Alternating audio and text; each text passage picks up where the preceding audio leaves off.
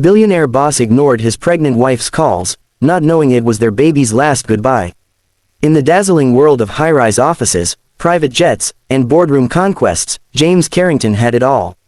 At just 39, he was the CEO of Carrington Enterprises, a global tech conglomerate with a net worth that soared into the billions.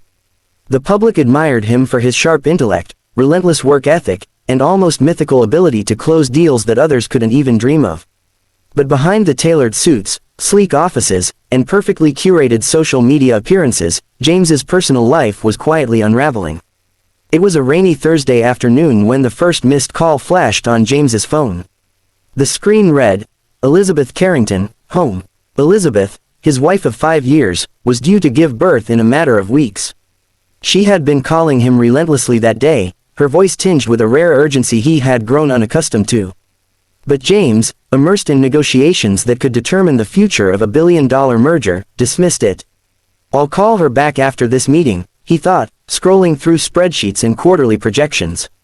Elizabeth's calls kept coming, one after another, each ignored. By the evening, the missed call counter had climbed into double digits. Still, James was absorbed in the world he knew best: numbers, contracts, and strategic acquisitions. He told himself that Elizabeth was fine, that this was probably nothing more than her usual impatience or the minor discomforts of late-stage pregnancy. Meanwhile, at the opulent Carrington penthouse in downtown Manhattan, Elizabeth paced the marble floors, her phone clutched tightly in her hand. Her reflection in the floor-to-ceiling windows showed a woman who had always exuded calm and grace, but tonight she was a tempest of fear and frustration. She had tried calling James at least 15 times. She had texted, emailed, and even sent messages through their personal assistant, but all to no avail.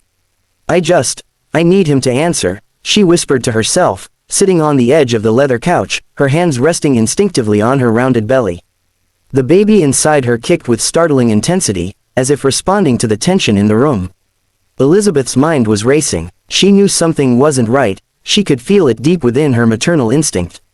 By late evening, Elizabeth's discomfort escalated. What began as mild contractions had turned into intense, irregular pains. Her water hadn't broken yet, but she was frightened. She called the hospital, and a nurse on the other end calmly advised her to come in for observation, just to be safe.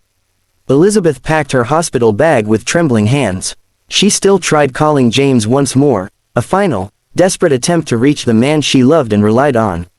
But the call went unanswered. When she arrived at the hospital, the staff quickly assessed her condition. It was indeed serious. Elizabeth was experiencing complications that could jeopardize the pregnancy. The doctors decided immediate intervention was necessary. But the first thing Elizabeth asked, between labored breaths, was, "Is James here?" A nurse gently shook her head. "I'm sorry, ma'am, we tried contacting him, but no one answered. You're in good hands, though. We'll take care of you and your baby." James, oblivious to the unfolding emergency, was still in his office, locked in a negotiation that could have defined his legacy.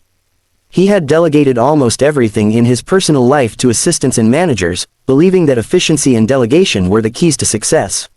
His phone finally buzzed around 11:30 p.m. It was a message from the hospital. "Mrs.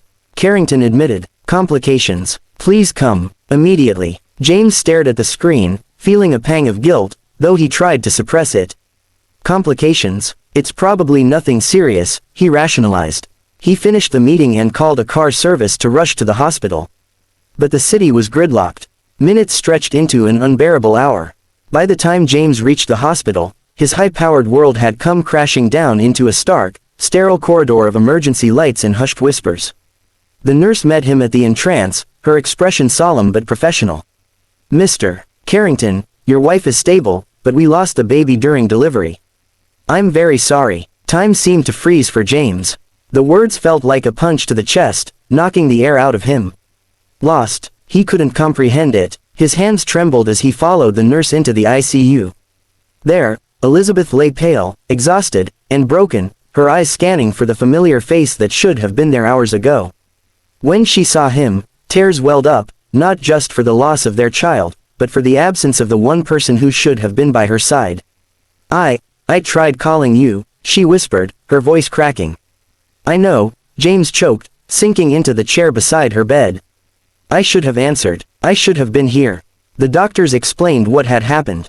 Despite their best efforts, the baby had suffered a fatal complication during labor. Elizabeth had been brave, enduring the pain and fear alone until she could be safely stabilized. James sat silently, the weight of guilt and sorrow pressing on him like a physical force. He realized that in his relentless pursuit of success, he had neglected the most important role of his life, being a husband, a protector, and soon, a father. In the days that followed, the Carrington household was a place of quiet grief. The city lights that once symbolized opportunity and triumph now felt hollow and distant. James tried to return to work, but the meetings, the contracts, and the numbers suddenly seemed trivial. Every corner of their penthouse reminded him of the absence of a life that never got to begin. Elizabeth, meanwhile, navigated a complex maze of emotions, anger, sadness, and betrayal. She knew James loved her, but his absence at the critical moment left a scar deeper than words could convey. Friends and colleagues offered condolences, but their words felt hollow to James. In private, he replayed the events over and over, the missed calls, the ignored messages, the hours lost in traffic, each second a reminder of the life he failed to protect. He realized, painfully, that wealth could not shield him from consequences, nor could it buy back time lost. One evening, James sat alone in his office, staring at the skyline of Manhattan. The city sparkled with life and energy, yet for him, it felt like a mockery. He picked up the phone and called Elizabeth, who had retreated to a quiet cabin in the countryside to heal. This time, he didn't speak of business or trivialities. He didn't offer excuses or justifications. He simply spoke from the heart, his voice raw and unguarded. "I'm so sorry, Liz. I can't undo what happened. I can't bring our baby back, but I want to be here for you. I need to be better. I need to be present. Please, let me try." Elizabeth listened, the silence stretching between them like a fragile thread. She could hear the sincerity in his voice, the weight of his remorse, and perhaps, the beginning of his transformation. After a long pause, she spoke, her voice soft but steady. "I need time, James. Time to heal, and time to see if we can rebuild what's been broken." James agreed, understanding that love was not measured by wealth, power, or influence. It was measured by presence, by empathy, and by the ability to show up. When it mattered most, he vowed to change, not for appearances or reputation, but for Elizabeth, and for the family they had dreamed of but would never hold. Months passed. Elizabeth focused on recovery, both physical and emotional, while James began to reassess his life. He delegated more, learned to prioritize human connection over profit, and even took therapy to confront the guilt and grief that had consumed him. Slowly, the couple started to reconnect, their relationship mending like a fragile porcelain vase, careful and deliberate. They shared memories of the baby they had lost, creating a private ritual of remembrance, lighting candles, planting a tree in the garden, and talking to the child they would never meet. James's story became a quiet reminder to those around him, wealth and power could never replace the human moments that truly mattered. In boardrooms, he remained formidable, but in his personal life, he had learned humility, presence, and the quiet strength of vulnerability. One spring morning, as sunlight poured into the Carrington estate, James and Elizabeth sat together in the garden, watching new life bloom around them. They knew the pain of loss would never entirely fade, but they also knew that they had survived it together. Their love had been tested in the harshest crucible, yet it endured. And while the baby they had lost would forever remain a part of their story, it also became a catalyst for profound change, for James, for Elizabeth, and for the understanding that life's true wealth was found not in billions, but in the moments, presence, and love we choose to nurture every single day.